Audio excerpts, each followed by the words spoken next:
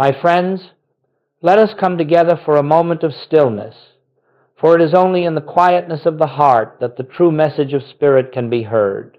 We live in an age in which many sincere seekers have turned to the spiritual path with noble intentions, seeking release from fear, from limitation, from struggle, and yet in this sincere seeking, a subtle misunderstanding has arisen, a misunderstanding that sits at the very heart of modern spirituality and obscures the simple, living truth that Jesus taught.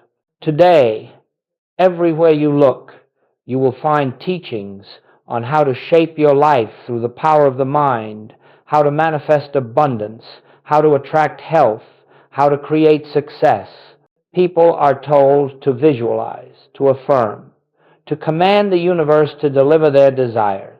And though there may be temporary results, though there may be moments when the outer world seems to bend to human intention, yet these are not spiritual demonstrations. These belong to the realm of mind, not the realm of spirit. They require effort. They demand continual maintenance.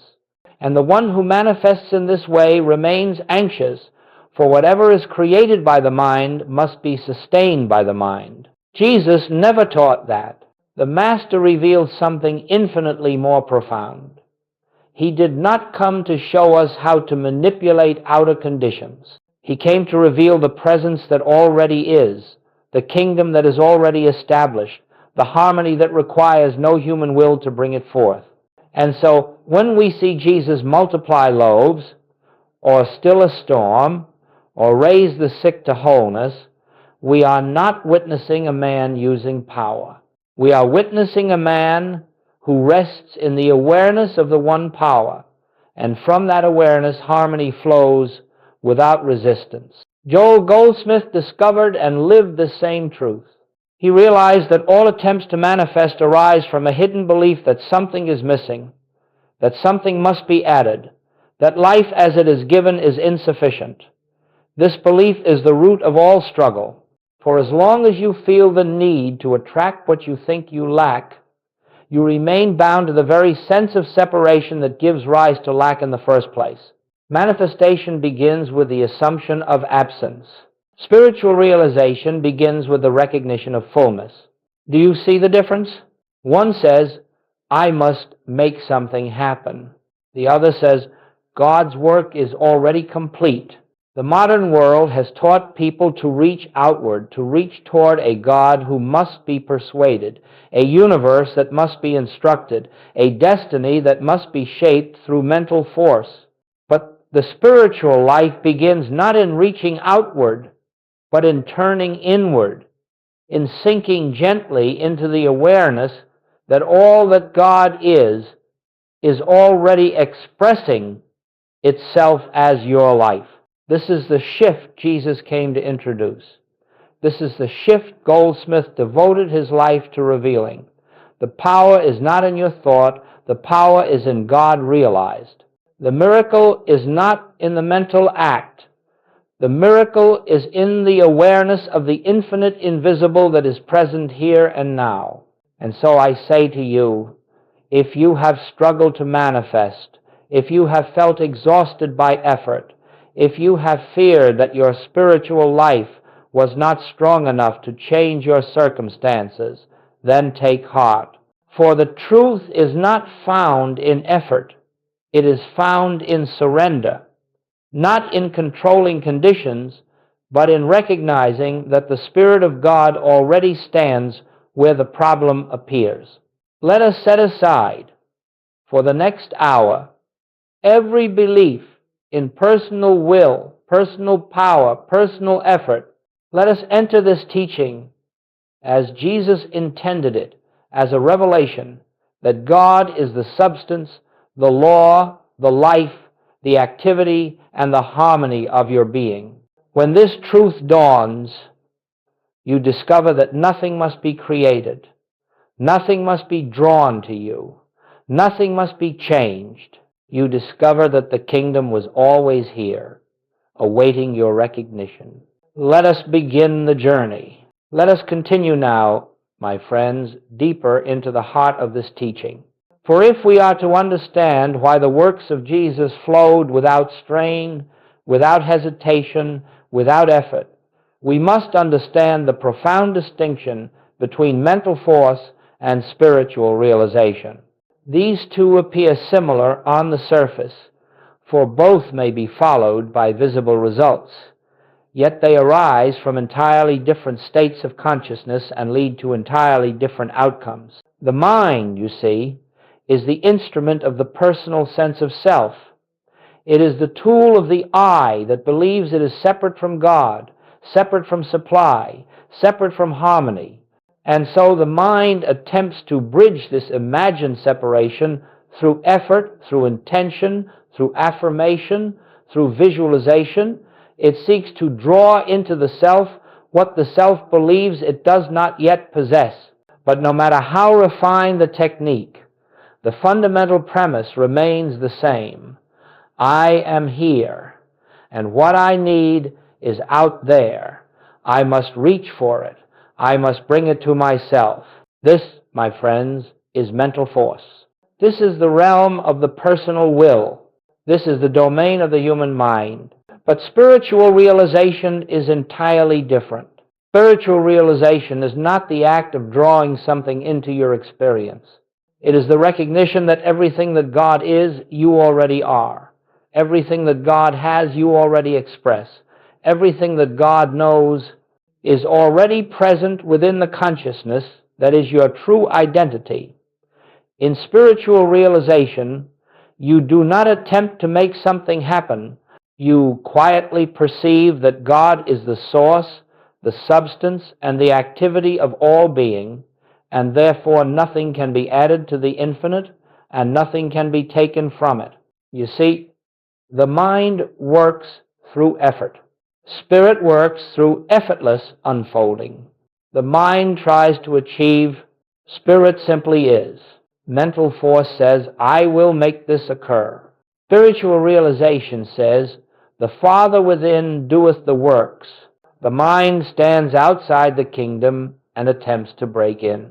Spirit recognizes that the kingdom is already within. Now, why does this matter? Because all spiritual demonstration, healing, supply, harmony, peace, flows from realization, not from effort. When the mind attempts to manipulate outer conditions, it can produce only temporary results, for it is dealing in the realm of effects.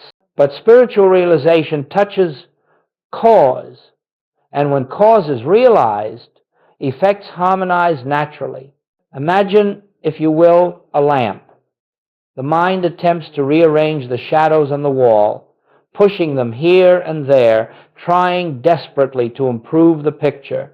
Spirit, however, switches on the light, and in the presence of light, shadows simply cease to be. Not by effort, not by command, by the nature of light itself. So it is with the presence. This is why Joel Goldsmith emphasized again and again that the human mind is not the instrument of spiritual attainment. It cannot reach God. It cannot contact infinity. It cannot create harmony. Only through inner stillness, through relinquishment of personal will, through the deep recognition that God alone is, do we enter the atmosphere of realization where miracles become natural. To depend on the mind is to struggle. To depend on spirit is to rest. To depend on technique is to fear. To depend on God, realize, is to live in peace. And here is a truth that may startle you. Every time you attempt to manifest something, you are declaring that God has not yet done his work. You are affirming that something is missing in the universe. You are strengthening the very belief in lack that you are trying to escape. But the moment you turn inward and become still, the moment you release the personal sense of I must achieve, you enter the state of consciousness in which the infinite moves freely. And in that consciousness, harmony appears not because you made it appear, but because it was always there, waiting for your recognition. This is the difference between mental force and spiritual realization. One exhausts you, the other liberates you. One pushes, the other allows. One strives, the other rests in the certainty of God's completeness. As we proceed, keep this distinction clear in your heart, for without it, no spiritual teaching makes sense. With it, the entire message of the Master becomes radiant, simple, and alive. Let us continue now and turn our attention to one of the most profound statements ever spoken in the history of spiritual life. It is a sentence so simple that many overlook it, yet within it lies the entire secret of the Master's healing ministry, the entire explanation of his miracle work, and the very heart of what Joel Goldsmith devoted his life to teaching. Jesus said, "I can of mine own self do nothing."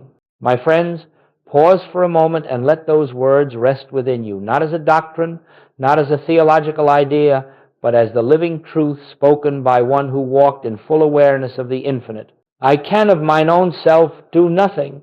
Here was a man who healed the sick, lifted the dead, multiplied supply, and stilled the storm. Yet he did not claim the power to do these things.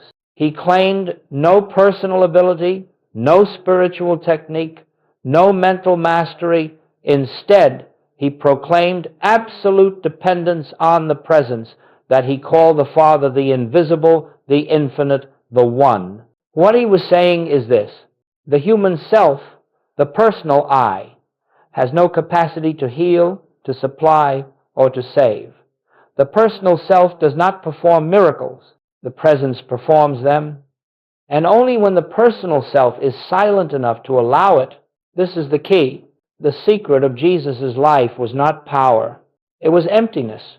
It was the absence of the personal sense of self.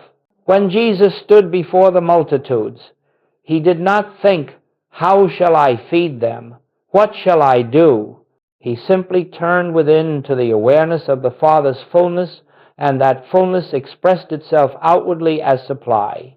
When the sick were brought to him, he did not struggle to remove disease. He did not battle with appearances. He rested in the recognition that God is the only life, and in the presence of that recognition, disease lost all reality. He did not do these things. He witnessed them. He saw through the appearance to the presence. He saw beyond the condition to the perfection. He saw past the form to the reality. And in that seeing, in that divine vision, the outer world yielded to truth. Now listen carefully, for this is where the distinction becomes clear. Jesus never believed that he possessed a power. He never believed that God had given him a special ability. He never believed that the miracles were signs of personal greatness. He said, "The Father that dwelleth in me, he doeth the works." This is spiritual realization. This is the state of consciousness in which miracles become natural. Joel Goldsmith lived in this same awareness. He knew that the moment he tried to heal someone, the healing was obstructed. He knew that the moment he attempted to use God as a means to produce results, the presence receded from conscious experience. For God cannot be used. God can only be realized. And so he followed the Master in this profound truth: I can of mine own self do nothing. This statement is not a confession of weakness. It is the doorway to infinite strength. It is not an admission of lack. It is the recognition of the only source. It is not the posture of the helpless. It is the posture of the illumined. For in the very moment you acknowledge, "I can do nothing," you make room for the presence to do everything. You withdraw the false belief in personal power, and you stand as an empty vessel through which the infinite can pour itself forth. This is why Jesus moved with such calmness. This is why he never hurried, never feared, never strained. This is why his works were instantaneous and effortless. He was not drawing upon human resources. He was not using mental energy. He was not commanding spiritual laws. He was abiding in the great truth that the Father within is the only doer. And my friends, This truth is not reserved for him alone. It is the truth of your being. It is the truth of every soul. It is the truth that stands ready to transform your life the moment you cease trying to accomplish life through personal power. As long as you believe, I must make this happen, you live outside the grace of spiritual realization. But the instant you whisper within, Father, I of myself can do nothing, a great peace descends and the presence begins. Its quiet work lifting, healing, supplying, guiding, restoring. Let this truth sink deeply into your heart, for it is the turning point of the entire path. Until you understand this, the spiritual life remains a struggle. But once you see it, you realize that you were never meant to carry the burden of life. Life is lived through you by the infinite. And so we continue in this awareness, letting the Master's words become our own, not as imitation, but as realization. I can of mine own self do nothing. The Father within doeth the works. This is the beginning of true spiritual freedom.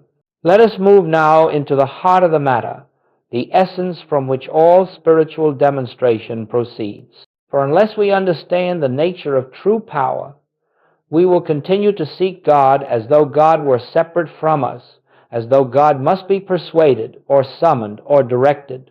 And in this misunderstanding, we remain bound to the realm of personal effort. Joel Goldsmith expressed this truth in a single luminous statement. God realized is the only power, not God spoken of, not God believed in, not God worshipped from afar, but God realized, God experienced as a living presence felt within one's own being. This realization is the foundation of all spiritual power. Without it, we are but human beings struggling with human problems. With it, we become transparencies through which the infinite expresses itself effortlessly. Now, what does it mean to realize God? It does not mean to declare that God exists. It does not mean to affirm spiritual truths over and over again. It does not mean to memorize scripture or recite principles. To realize God is to enter the silent awareness that the presence is here, that it is the life of you, the mind of you, the very being that animates your existence. It is the recognition that you are not a separate creature living in a world of danger and uncertainty, but a spiritual expression of the one life that knows no limitation. True power, my friends, is not something you possess. It is something that possesses you.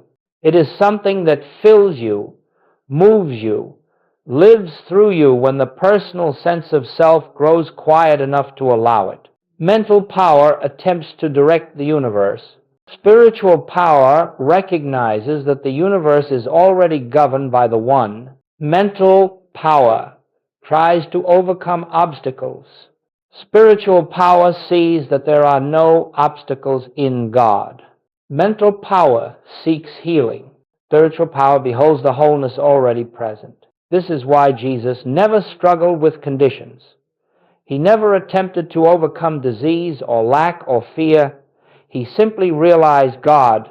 He lived in the awareness of the Father's presence, and in that awareness, nothing unlike God could appear as power. You see, in the presence of the infinite, the finite dissolves. In the presence of wholeness, sickness cannot stand. In the presence of abundance, lack becomes impossible. In the presence of truth, error is revealed as nothingness. It is not that God destroys these conditions. Rather, they are seen for what they are, shadows without substance, illusions born from the belief in separation. And when the light of realization dawns, shadows disappear of their own accord. And so Goldsmith taught, do not try to remove the problem, realize God, and the problem dissolves. This is the great paradox of spiritual power. You do not use it. You yield to it. You do not direct it. You become still enough that it may direct you, You do not attempt to bring God into your situation. You awaken to the truth that God is the very presence of the situation itself. When you attempt to manifest, you remain in the realm of personal will. But when you realize God, the activity of the infinite becomes the only activity of your life. You move through the world with a quiet certainty, not the certainty that you can make things happen, but the certainty that the Father's harmony is already established and you need only bear witness to it. This realization brings with it a deep, unshakable peace. You discover that nothing can separate you from supply, for supply is God expressed. Nothing can separate you from health, for health is God revealed. Nothing can threaten your harmony, for harmony is the nature of the presence that is your very life. And in this awareness, you no longer fear conditions, for you see that conditions have no power. Only the realized presence has power. And as your consciousness rests in this truth, the outer world aligns itself not because you commanded it, but because you recognize the only cause in the universe. Spiritual power is not dramatic. It is not forceful. It is not loud. It is a quiet presence, felt in the stillness of the soul, revealing itself as peace, as assurance, as the effortless unfolding of all good. And so we take this truth into the deepest part of our being. God realized is the only power. There is no power in the problem. There is no power in appearance.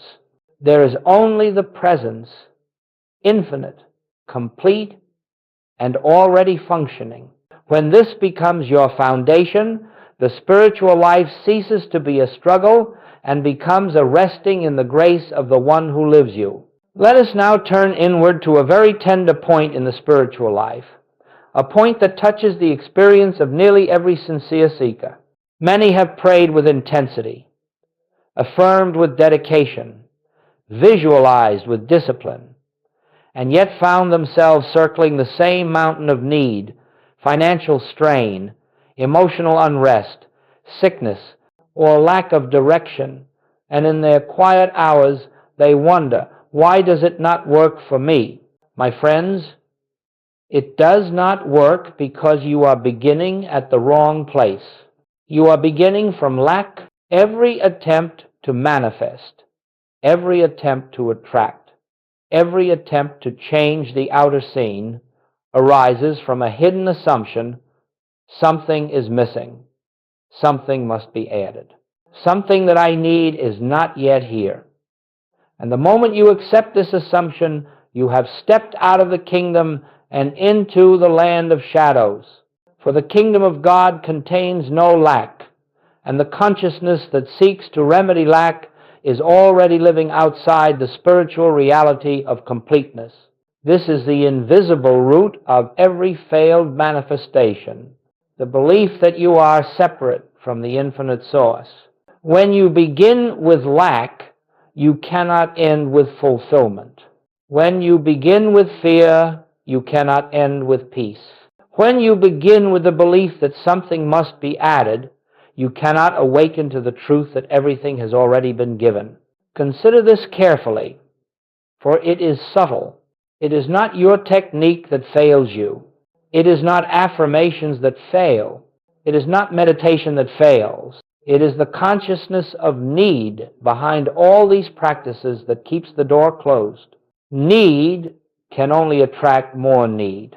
Fear can only produce more fear. Effort can only give rise to more effort.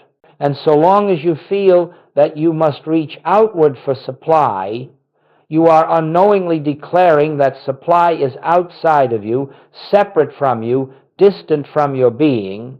But the moment you believe supply is out there, you have denied the truth that God is your supply, functioning as your very life, expressing as your consciousness. Joel Goldsmith taught that what we call lack is never a condition. It is a belief, a shadow on the surface of consciousness. And the more we wrestle with the shadow, the more real it appears. The human mind tries to meet need by adding money, adding health, adding love, adding opportunity. But Spirit does not add. Spirit reveals. Spirit reveals the fullness that already exists behind the appearance of lack. Spirit unveils the substance that has never been absent. Spirit lifts the veil from the eyes of the seeker until he sees that what he thought he lacked has been present all along. You cannot manifest what already is. You can only awaken to it, and this awakening cannot occur while the mind is busy trying to fix, change, attract, or compel.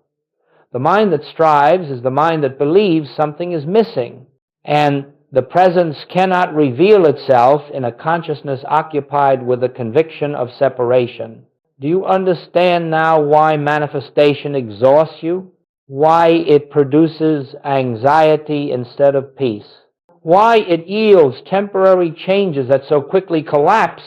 It is because manifestation, as taught by the world, begins with the assumption that reality is incomplete. But spiritual realization begins with the truth that reality is whole, and you need only recognize this wholeness to experience it. When the inner sense of lack is dissolved, the outer expression of lack disappears, not because you attracted something new, but because you ceased believing in the absence of God. Let this truth sink gently into your heart. There is no lack in God. There is no absence in infinity. There is no gap in the wholeness of Spirit. Whatever appears as lack in your life is not a condition to be corrected. It is a perception to be healed. The moment you realize that supply is not something you must get, but something you already are, God expressing as your consciousness, then the appearance of lack dissolves naturally, without struggle, without strain. You will discover that the supply you have sought flows to you not as something newly created, but as something newly recognized. You will discover that health arises not as something manufactured, but as something unveiled. You will discover that harmony appears not because you willed it, but because the presence that is harmony finally found your consciousness empty enough to reveal itself. And so, my friends, we come to the great turning point of this teaching. Stop trying to manifest, to start realizing truth. For manifestation fails because it begins with lack. Realization succeeds because it begins with God. Now, my friends, let us turn our attention to the manner in which the Master moved through this world, for in understanding the way Jesus worked, we understand the very nature of spiritual demonstration. If you study the gospel record carefully, you will see something remarkable. Jesus never rushed. He never strained. He never worried. He never pleaded with God. Instead, he lived in a continual state of inner poise, a quiet recognition of the invisible fullness of the Father. He did not work miracles. He rested in the truth, and the truth revealed itself as the miracle. Let us look closely, for there is a pattern in his ministry, a spiritual rhythm that was present in every healing, in every supply, in every act of grace. 1. He turned away from the appearance. When Jesus was faced with a storm, he did not fight the wind. When he was informed of disease, he did not battle with illness. When he was told there was no bread, he did not consider lack. He refused to grant power to the visible form. He denied the reality of that which God did not create. He knew that the outer scene was but a shadow of consciousness, and therefore not the truth of God's creation. This was his first act, non-recognition of error. He simply would not accept appearance as power. 2, he entered the silence. Before any outward change occurred, there was an inward movement. Jesus withdrew not necessarily from the crowd, but from the belief in two powers. He turned within. He entered the secret place of the Most High. He rested in stillness until the awareness of the Father's presence filled his consciousness. This was not a technique. It was communion. It was the quiet immersion in the truth that God is the only cause, the only power, the only life. 3. He acknowledged the fullness of the Father. He did not plead for supply. He did not beg for healing. He did not ask the Father to intervene from afar. He simply recognized the spiritual fact. Father, I thank thee that thou hast heard me and that thou hearest me always. This was his realization. The fullness is here. The kingdom is here. The harmony is here. The life of God is already functioning where the appearance of discord seems to be. He did not try to make something happen. He acknowledged what already is. 4. He allowed the invisible to reveal itself. After turning away from the appearance, after entering the silence, after recognizing the fullness of God, Jesus simply stood still inwardly, and the outer world adjusted itself to the truth he was beholding. The storm quieted. The loaves multiplied. The sick rose. The blind saw. Not by his effort, but by his recognition. Not through command, but through realized presence. Not through human will, but through divine unfoldment. Joel Goldsmith understood this perfectly. He knew that Jesus was not performing miracles. He was witnessing the activity of the Father. And Joel's own healing ministry flowed from the same consciousness. He understood that you cannot heal by opposing the condition, and you cannot supply by fighting lack. You must stand still in the realization of God as the only life, the only substance, and the only power. Let us understand this deeply. Jesus did not work miracles to change conditions. He worked from the awareness that conditions have no power to contradict God. When the infinite becomes the only presence in consciousness, the appearance harmonizes of its own accord. This is the way of the Christ. This is the way of spiritual power. This is the way by which all true healing occurs. Now consider how different this is from the modern attempt to manifest.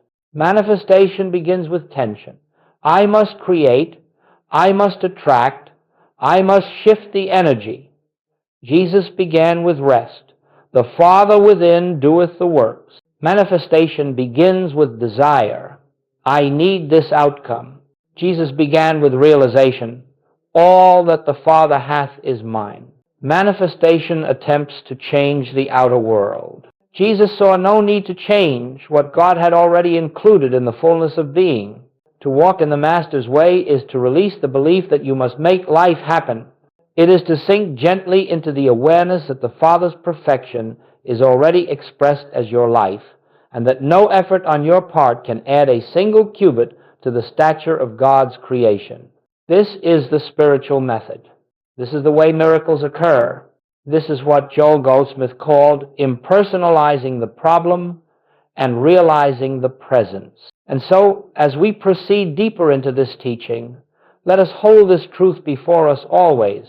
What you are seeking is already present, and the way of the Master is not to bring it forth by force, but to behold it with a consciousness free of fear.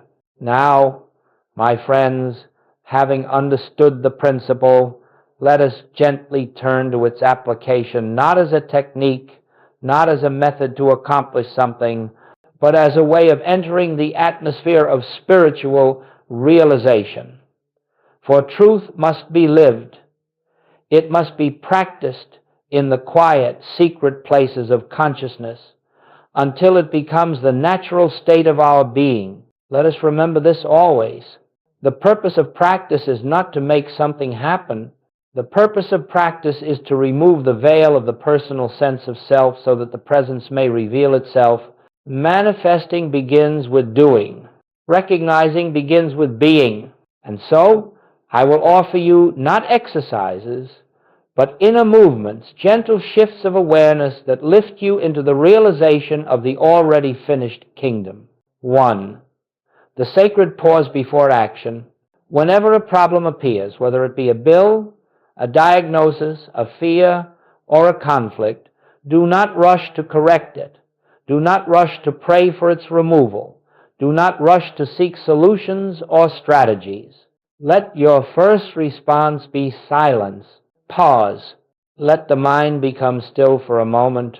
Feel the spaciousness that opens when you refuse to engage the problem as though it had power. In that pause, you step out of the world of appearances and into the awareness of the invisible. In that pause, you declare without words, there is only God here. This pause may last only a breath, yet within it, the entire shift from human effort to divine recognition begins. 2. Entering the silence of non-request. After the pause, you turn inward, not to ask, not to plead, not to affirm, but to listen. This listening is the essence of spiritual practice. Do not bring your problem to God.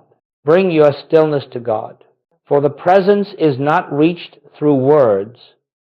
It is touched in silence. And in this silence, you rest gently in the awareness that God already knows, already is, already expresses the fullness of harmony right where the appearance seems to be. This pause may last only a breath, yet within it, the entire shift from human effort to divine recognition begins. This is communion. This is meditation. This is the way of Christ. 3. The gentle recognition of truth. Now, within this quietness, allow a simple recognition to arise, not as affirmation, but as realization. Father, thy work is already complete. The presence is here. All that God is expressing itself in this very place. Do not try to feel anything. Do not try to make anything happen. Do not strain for spiritual experience. Let recognition come as softly as a feather settling on still water. Let it be enough simply to acknowledge, in spirit this is already finished, for it is not emotion that heals. It is not intensity that heals. It is the quiet recognition of truth that dissolves the illusion of separation. 4. The unhurried allowing of divine activity. Once you have recognized the presence, do nothing. Remain still for a few moments. Let the activity of God be the only activity. Let the infinite invisible fulfill its own nature as harmony, without your interference, without your direction. When the mind is silent, grace flows. When the personal self withdraws, the Father within acts, and you will discover something beautiful. Outer action will present itself naturally. What needs to be done will arise of its own accord. The phone call, the conversation, the step forward, all of these will come not from fear, not from effort, not from problem solving, but from the quiet intelligence of spirit moving through you. Do not rush. Do not force. Do not decide from the mind. Let action emerge from peace, not from panic.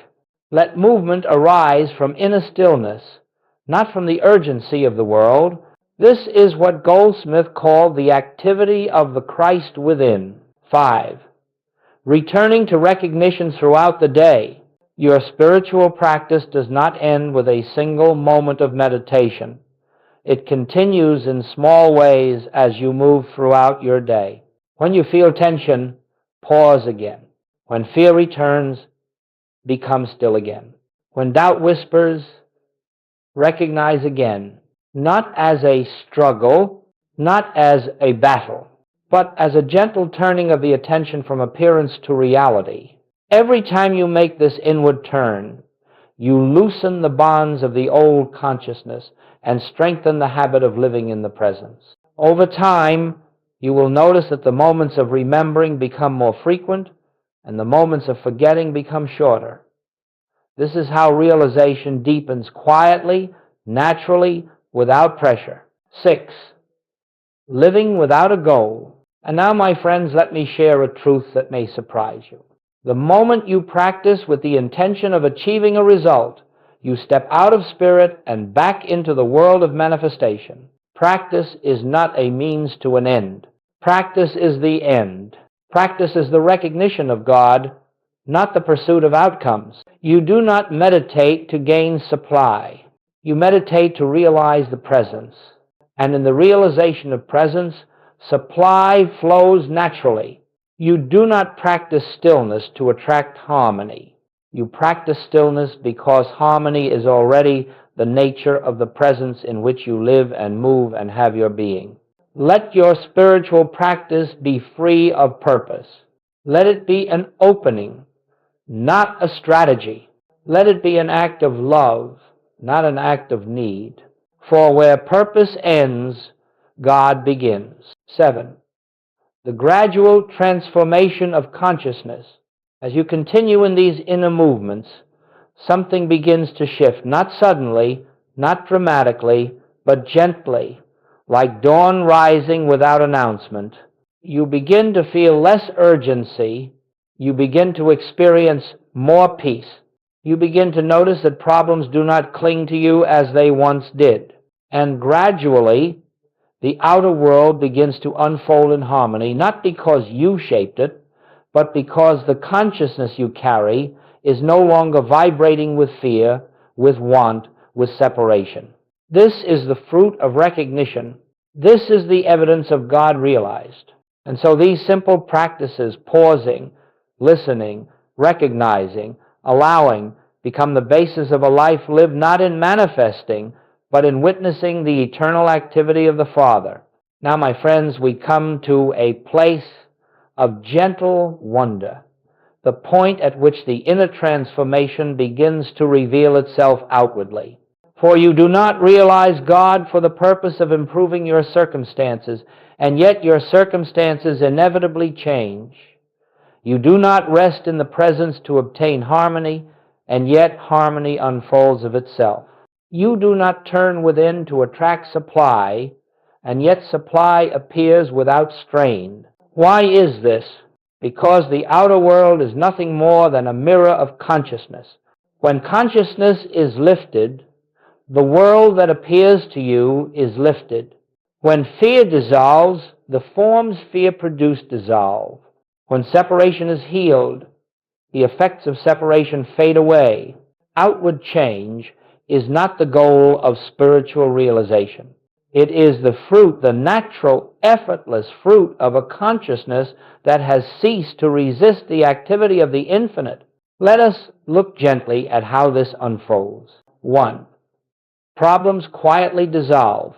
You will discover that many of the difficulties that once troubled you no longer arise. People who once caused tension no longer disturb you. Situations that once frightened you no longer threaten your peace.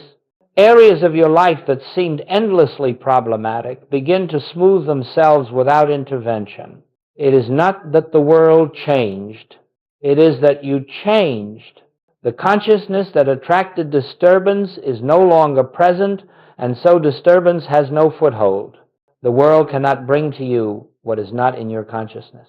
And as the old patterns dissolve, you will marvel at the simplicity of it. You mean it was always this easy?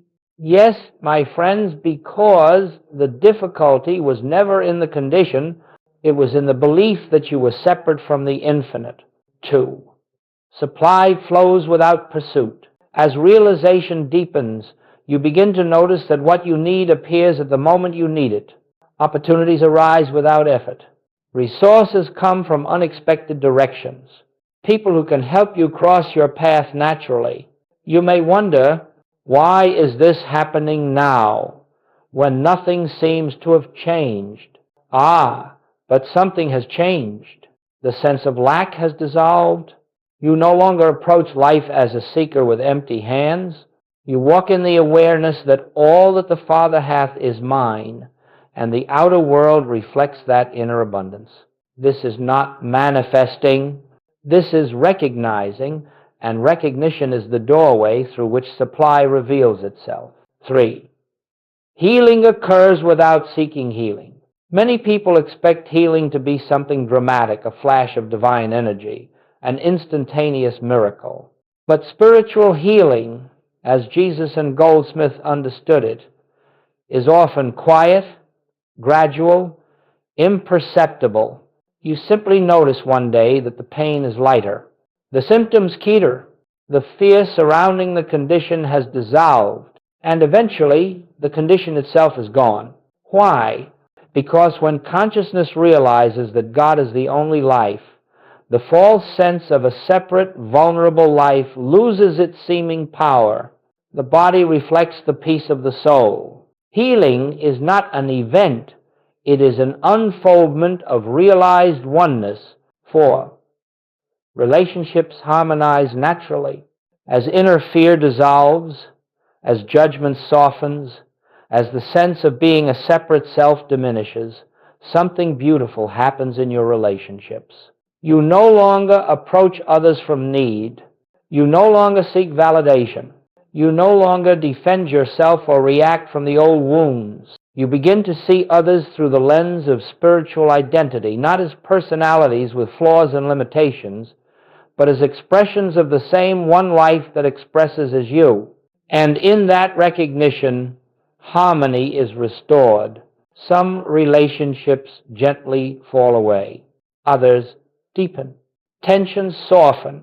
Old patterns fade. You did not fix the relationship. You recognize the truth, and the relationship aligned with that recognition. 5. Creativity and purpose express themselves effortlessly. When fear is no longer governing your life, creativity flows. When self-concern diminishes, purpose clarifies. When you are no longer driven by survival, the deeper movement of spirit can express through your gifts, your work, your path. This expression is not ambition. It is not striving for success or spiritual achievement. It is the natural unfolding of the divine idea of you. The branch does not struggle to bear fruit. It simply remains connected to the vine. And so it is with you. 6. The world no longer dictates your inner state. Perhaps the clearest sign of realization is this. You become inwardly unmoved by outward circumstances. Whether the day brings challenge or ease, you remain centered. Whether the world praises you or ignores you, you remain steady.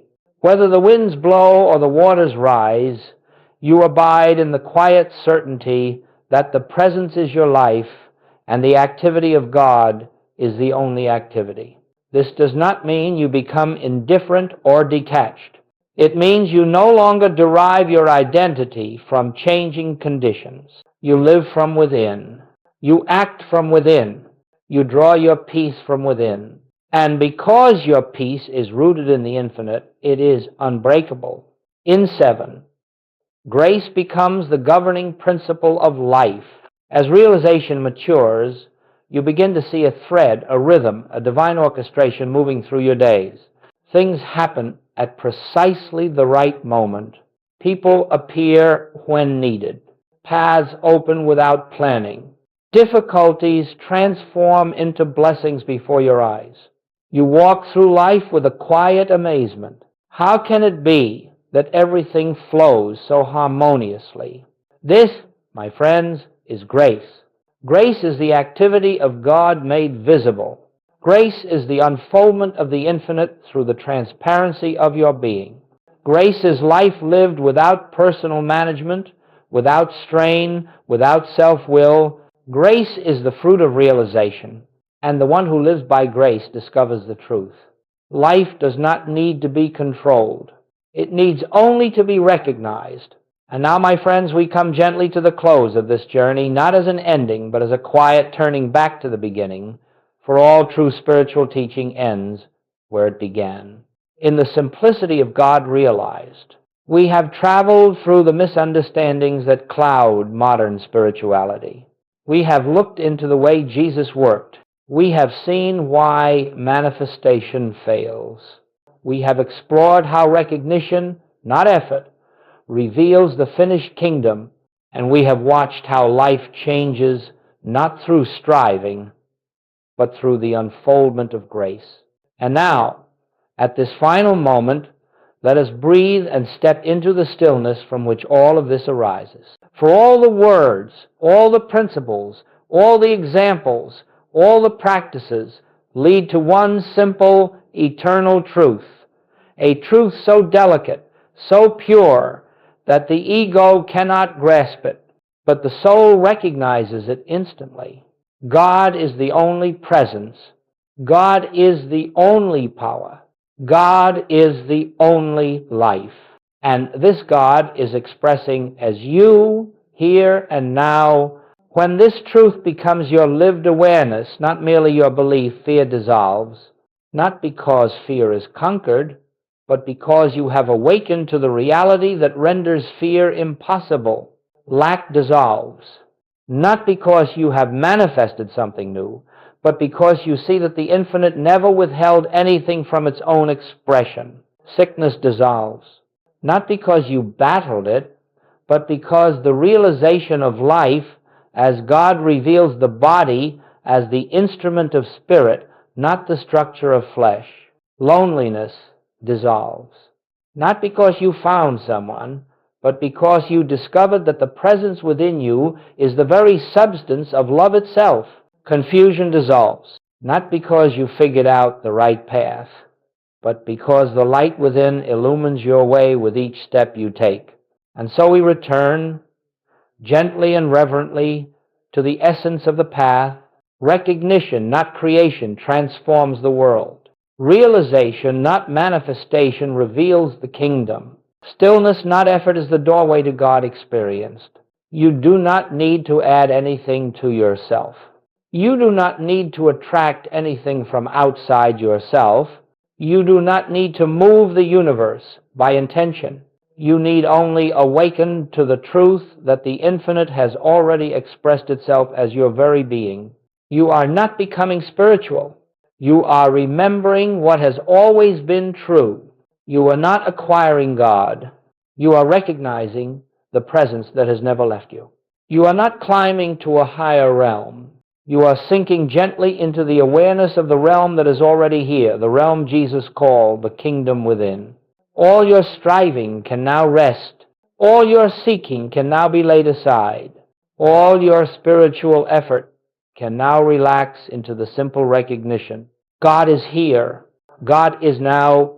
God is the life I am. And as this realization deepens, life reveals itself as harmony, not because you shaped it, but because the presence expressing as you is harmony.